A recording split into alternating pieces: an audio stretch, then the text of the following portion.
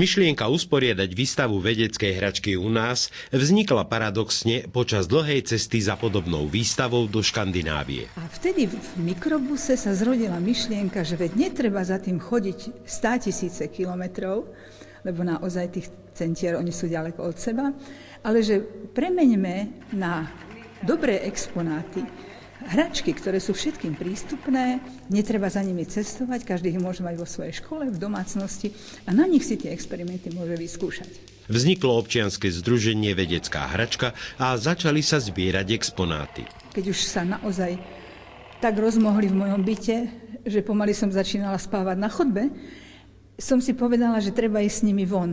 Nie len ukazovať ich na show, ale skúsiť z toho spraviť výstavu. No a ten pokus vyšiel. V súčasnosti putuje po Slovensku 5 výstav, ba niektoré i za jeho hranicami. Prvýkrát sme vystavovali pred 6 rokmi v Bekerskej Čabe, v takom dome Slovákov. A potom to bola výstava Vedecká hračka putuje Európou v rámci vstupu týchto krajín do Európskej únie. A túto výstavku sme potom trošku modifikovanú reinštalovali v 3 galériách v Českej republike a pred 2 mesiacmi sme ju spravili v Ťumeni za Uralom. Pokúsili sme sa hľadať príčiny neutešenej situácie na súčasnom trhu hračiek. Tomu môže zabrániť len veľmi racionálna sila. A v Slovenskej republike chýba, tu na vôbec chýbajú médiá, ktoré by sa venovali hračkám, hrám, ľudonomii všeobecne. Chýba výskum. Od 90. roku neexistuje nejaký kvalifikovaný výskum v oblasti hračiek. Na otázku, ktorá je najobľúbenejšia hračka detí, kvalifikovanie dneska určite v Slovenskej republike nikto neodpovie. Rukami pani Pôobišovej prešli tisícky pekných a dobrých hračiek. Na mieste bola otázka, ktorá je pre ňu tá naj.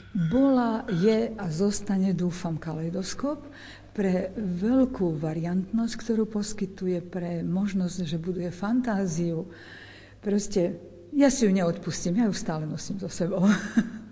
Zámerne sme sa s organizátorkou výstavy nerozprávali o jednotlivých exponátoch výstavy, pretože veríme, že ju navštívite i so svojimi ratolesťami, do vôle sa pohráte, ako sme sa hamba nehamba pohrali aj my.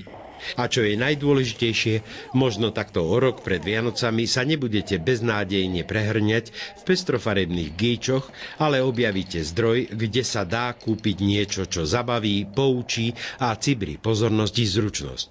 A prečo vedecká hračka? Pretože dieťa si kladie otázku, ktorá stojí na začiatku každého vedeckého výskumu. Prečo a ako to funguje?